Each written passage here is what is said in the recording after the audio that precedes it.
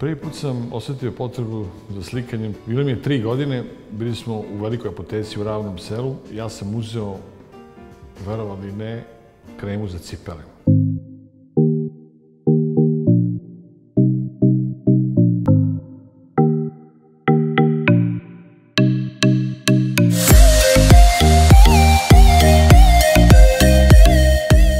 Ja sam počeo da crtam po velikom hodniku, već onda sam imao utisak za murale i pravio sam konje, mačke, pse, svinje, našeg bekicu.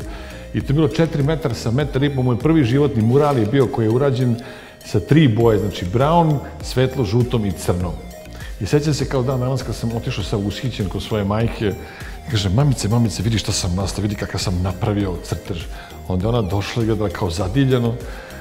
Što nije bilo opet sa mojim tatom, kad je došao moj pokojni otac, kad je vidio šta sam uradio, bi sam se čudio, tata, zar se nisi sretan što sam ja tako lepo nacrtao. Možda me to već tada opredelilo za slikarski poziv.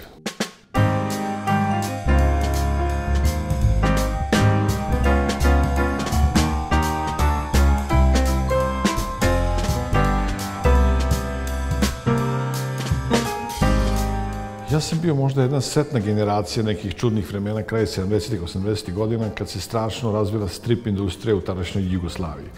Ja sam počeo da gutam stripove koji dan danas volim i izuzetno se kod mene pojavio talent crtanja, znači krokija, stripova, likova. Slikao sam na svim mogućim papirima, sveskama, ali ujedino ja sam inače bio i bavio se i muzikom i svirao sam i mislio sam da ću biti u suštini tonski snimatelj. A slikarstvo i crtanje, to sam uvijek smatrao kao deo jedne profesije koja će me učiniti kompletnom ličnošću.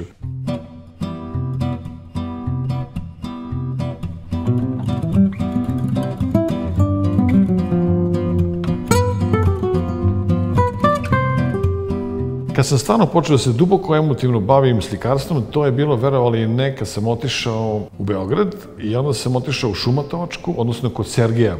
To je bio čuvani Sergej, gde je bila priprema za likovnu akademiju i tada sam shvatio da je to slikarstvo, ali ne samo slikarstvo, uvek sam smatrao vizualne umetnosti. Znači, slikarstvo je bilo samo deo jednoga moga bića. Uvek sam smatrao i vajarstvo, i zvuk, i režija, što se na kraju sve ispostavilo, ko sam na kraju sve to dobio u Pragu, ni ne shvatajući tada u to vreme da će moj život poći sasvim drugačijim putem nego što sam mislio.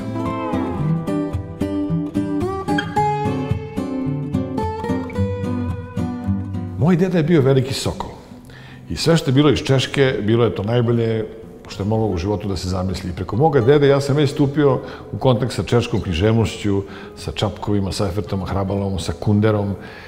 Isto tako moja porodica koja je jako, ne samo što je bila veliki čehofil, nastrojena prema, u stvari Čehoslovačkoj, ona je ujedino znala da je kompletno srpsko slikarstvo nastalo iz takozvane češke škole. I moj divni prijatelj Nenad Ognjenović je napravio fantastičan film Prag i srpski slikari i to malo ko zna da većina naših slikara je završila Prašku likovnu akademiju. Zašto?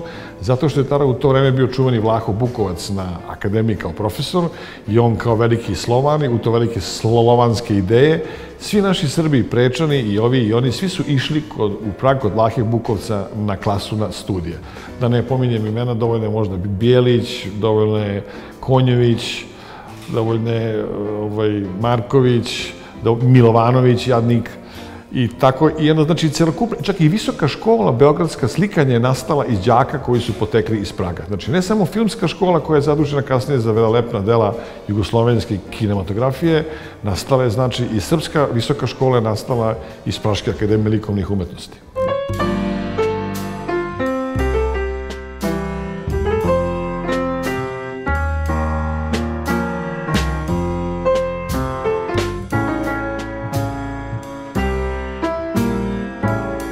Ja sam tamo našao drugu kuću. Ja sam tamo našao kao da tamo pripadam, to se kasnije pokazalo kao i jedna velika istina. Ta neka ogromna ljubav prema tih ljudima koji su bili izuzetno smirni, izuzetno obrazovani i sad da neko ne shvata pogrešno, strašno siromašni, zato što oni su želeli ono što smo mi imali kao normalnu stvar. Želeli su farmerice, želeli su ploče, želeli su rock'n'roll. Ništa od toga nisu imali. A ujedino ja sam shvatio kako je ta češka obrazovanje, to klasično češko obrazovanje, koliko smo mi u suštini koliko nam strašno fali tog fundamentalnog obrazovanja gde sam ja tamo dobio takozvani zanat. Znači, ja sam mogao otići na zapad da se razvijam kasnije, ali taj fundament toga, ja sam bio opčinjen tom ogromnom akademijom, tim velikim vratima, fantastičnim prozorima, džinovskim ateljejima. Mi smo nekad imali u tom ateljevu po 5 do 7 modela u jednom ateljevu, a u jednoj, recimo, akademiji bilo je po 40 modela na godini. Znači, to je nestvarno. Ti profesori bili su veličanstveni, bili su sjajni i oni su imali jedno strpljenje ovoga sveta. I mislim da ništa bolje u životu nije moglo da mi se desi nego doći sa ovog Balkana pun emocija, pun boja i otići u taj srednji evropski milje. Specijalno tada, u tom teškom komunizmu koji je za njih stvarno bio težak. Bilo je siromaštvo. A za nas je to bilo kao da si ušao u neki Shangri-La, u neku obećanu zemlju.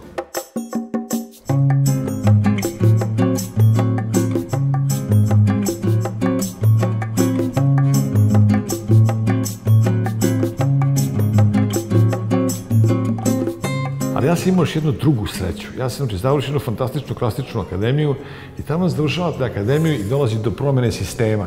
Dolazi iz promene iz komunizma u kapitalizam. I svi ti moji drugari koji su bili sjajni arhitekti, odjednom počinju moćni, fenomenalni ljudi koji prave velike projekte u jednoj novoj, modernoj zemlji. I što znači, se zamislite, znači, završite likovnu akademiju, svi vaši drugari, vajari, slikari, arhitekte i mi počinjemo novi život. Znači, to isto morate imati u životu i sreće. I mislim da je to ključni moment da sam imao, znači, jer da se ne lažemo, najtužniji dan kod svakog slikara je kad razvijete, kad diplomirate. Šta ću sad? Akademski slikar, sjajno zvuči, ali šta ću sad? Odmah istog trenutka napravili smo veličanstvenu izložbu u Reduti, postdiplomske studije na UCLA i odmah sam išao sa arhitektima u ostvarivanje velikih projekata. A to je, mislim, za umetnika od ključne važnosti. Da ima gdje da pokaže svoje znanje i da pokaže svoje osjećaje, ali sa vrstom primenjene umetnosti i sa vrstom strašne pokore prema okolini i prema ljudi s kojima radi.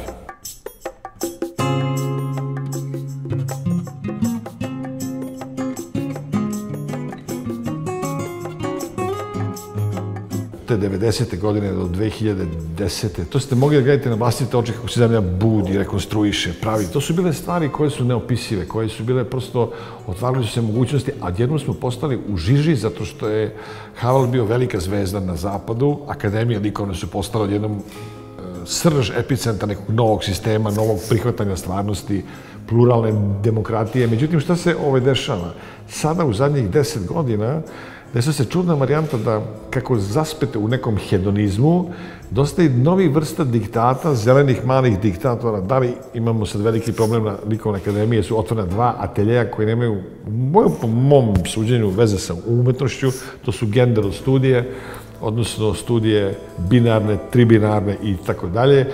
Tako da mnogo više su se apsolutno izgubile one fundamentalne vrednosti akademije kao škole koja ti daje znanje, prvenstveno, ne samo da uradiš ono zanatski deo, ali da te kasnije obrazuje u nekom smislu širokog spektra obrazovanja, u svim mogućim aspektima. Znači, ta velika vrsta demokratije, slobode i nestvarno lepog života tih 2000 do 2010. 12.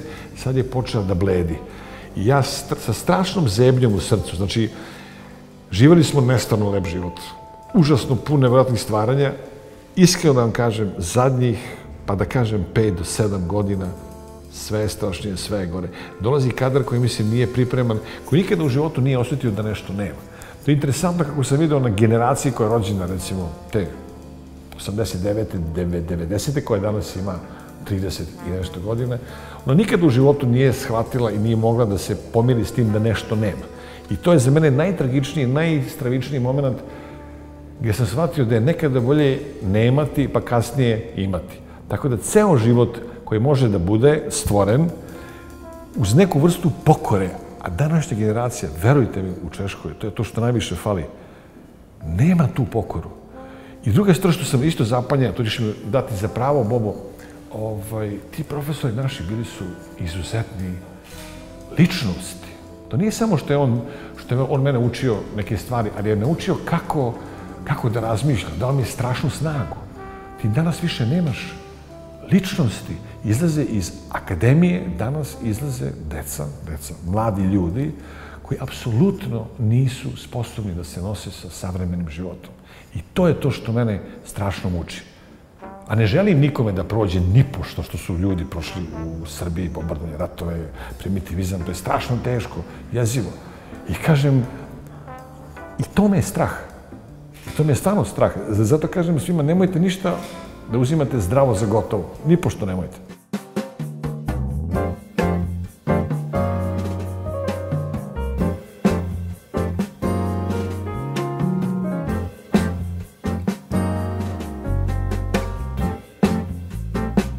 U Pragu je najveći motor razvoja, a to je prosto neverovatno.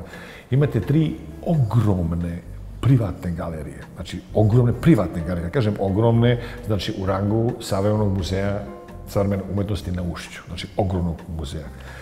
Imate, to su 3 ključne, a počnu da kažem državne. Imate 9 galerija koje su, recimo, veličine Bioskopa Balkan u Beogradu, koje su, recimo, isto eminentne, koje su isto finansirane privatnim fondacijama, a državnih galerija imam bezbroj. Državnih galerija, da li se stara renesansa, ali za modernu umetnost u Pragu imate trenutno nekih 16 do 19 veličanstvenih mesta. Kad kažem veličanstvenih, mislim stvarno apsolutno respektabilnih.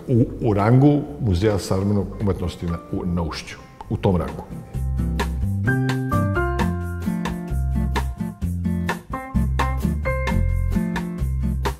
Ostrava je napravila čudo, znači čudo. Ostrava je napravila skok od 7 milja, Ostrava je napravila jedan iskorak gde je postala, ali stvarno ne preterujem, epicentar umetnosti Srednje Evrope. Ona je ogromnu staru železaru pretvorila u galeriju. Zamislite da železaru Smederevo pretvorite sa fantastičnim ogromnim novcem i parama u izložbeni prostor. To je nešto što vam daje takve mogućnosti koje ne sanjate. Ostravska akademija, znači sad je postala ključan faktor koja sublimira poljsko, češko, slovačko, austrijsko umetničku scenu. Sve se dešava u Ostravi. To je nešto, i ti festivali, bijenale, trijenale, Ostravsko sunce, Ostravska kiša, to su stvari koje su već postali svetski festivali.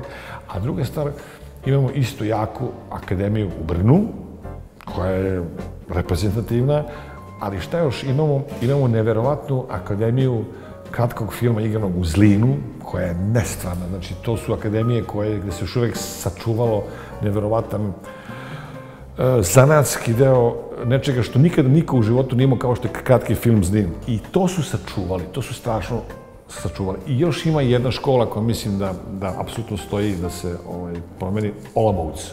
Čuveni stari univerzitet u Olomoucu. Sjajno.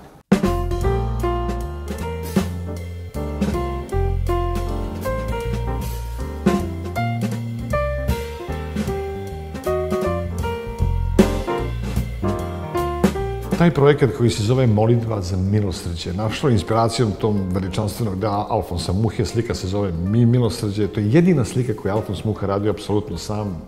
Njene mere su impozantne, 4 metra sa 2,20, koji čak i platno sam napnuo, koji je tu sliku radio 7,5 meseci, koja u suštini prikazuje alegorijsku tragikomičnost i užas rata.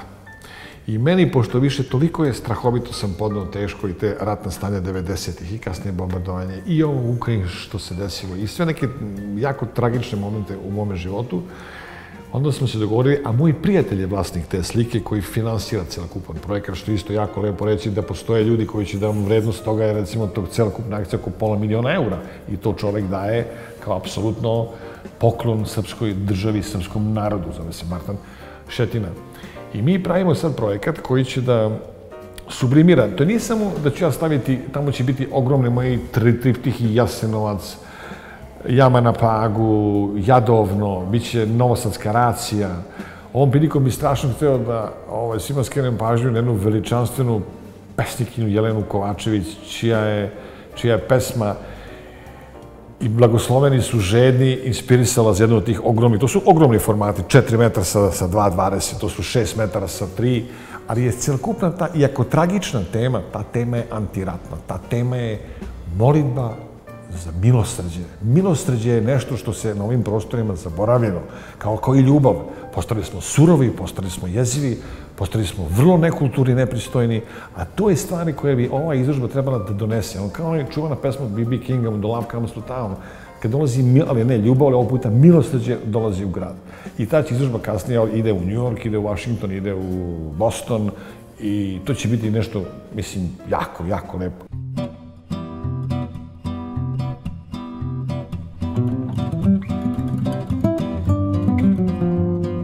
Moje odrastanje u jednom parohijskom domu kod moga dede u Derventi, odnosno kod drugoga u toj palati u Dobroti.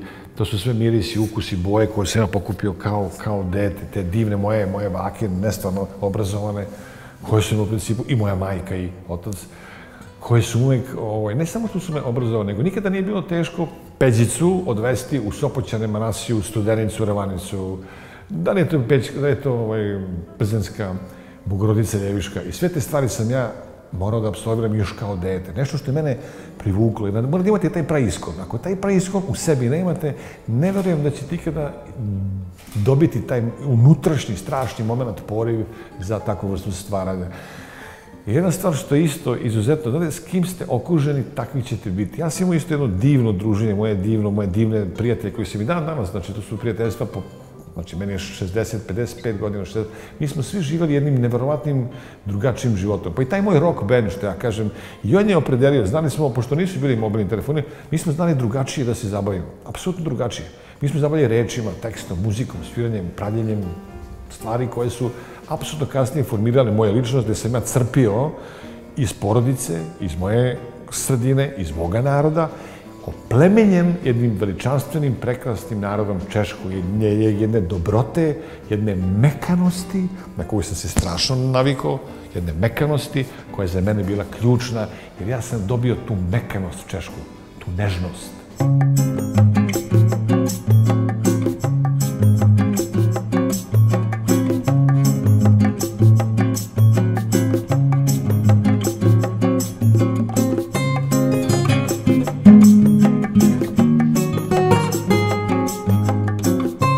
Ja verujem da svaki akord, svaka boja, baš sam se dugo bavio muzikom i strašno sam voleo džez. Imao sam jako dobar džez band, ja sam bio najgori, oni su bili veličanstveni, Česi kažu što čehto muzikant. Tako da sam neke stvari napravio, ali sam napravio traktat baš o tome, muzika i slikarstvo. Svaka boja po meni ima svoj ton, tonalitet, akord, alikvatni ton. Ja sam prosto napravio da sam znao, recimo kad vidite neku sliku, znao bi da napravim harmoniju na klaviru čudnih tonova, da vam prikažem muzički likovno delo koje vidim. Šta u meni to likovno delo u meni pronalazi? Znači, to je neka aplikovana varijanta i simbioza muzike, odnosno slikarstva. A to je stvarno, to zahteva potpuno koncentraciju, jako veliku moć zapažanja i jednostavno i neku vrstu znanja muzičkog i likovnog, tako da bi se to mogli simbioza u jedno. Naš zajednički prijatelj, Suki Medenčević, čuveni kamerman u Americi, oni su godinu dana bili u štrajku, jer je preko 4.500 strana pravni dokument koji je morao tačno da implicitno kaže šta može da uradi umetna inteligencija, šta može čovek. To je toliko jedna opasna stvar. Ja kažem, on ne može nikada da zameni osjećanje, ali zamislite kad jedni Amerikanci koji su perfekcionisti, odnosno ta neverovatna snaga njihovog rada, njihovo se tačno zna, može neko da ih ne voli ili voli, ali neke stvari su apsolutno dane. I znači, oni su rekli da je opasnost umetne inteligencije nestvarna, kako za scenariste, za scenografe, za kostimografe. Znate, taj blueprint, to je nestvarno nešto. Ja sam pogledao, recimo, mene užasava, u jednu stranu me užasava, a na drugu stranu opet praviti da mašine mogu napraviti skulpturu kakvu hoćete. Više ne trebate ruku, više ne trebate, to je strašno, to je jezivo.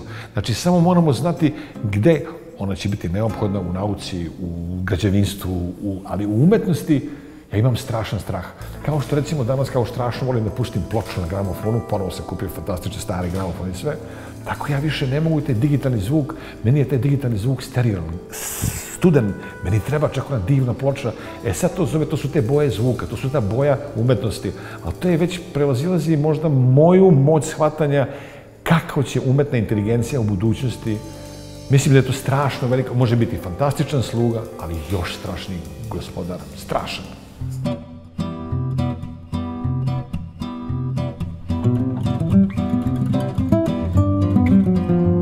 deco moja, prva stvar što morate da se obrazujete, ali ne samo sve da čitate, morate da čitate, morate da slušate muziku, klasičnu, džez, morate da volite, morate da budete strašno vredni i zdravi. Ne droga, ne piće, zašto to kažem? Jer da biste postali iskonski umetnik, morate to, umetnost je skupa stvar, morate da idete na bijenale, trijenale, morate svaki dinar da uložite u sebe. Sve svoje snage, vi ne možete ostati u istom gradu, vi morate da prođete kontinente, vi morate da vidite ljude, vi morate da prođete galerije, morate, to je jako teško, to je jednostavno propaganda vaših stvari. Priče o nekom romantičnom, gladnom umetniku, pijenom, drogiranom, to više ne važi. To je težak rad, fizički spreman, duboko umno, intelektualan i sa verom u sebe i svoje prijatelje.